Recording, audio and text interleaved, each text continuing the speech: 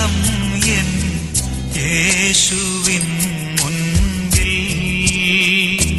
ഒന്ന് മനസ്സു തുറന്നു പങ്കിടാൻ ദാഹം.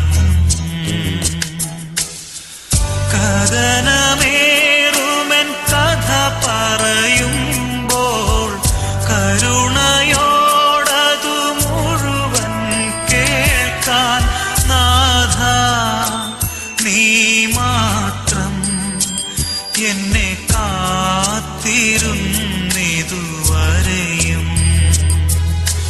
ക്രൂശിൽ നീ ചേർത്തു എന്റെ രോഗദുരിതങ്ങളെല്ലാം.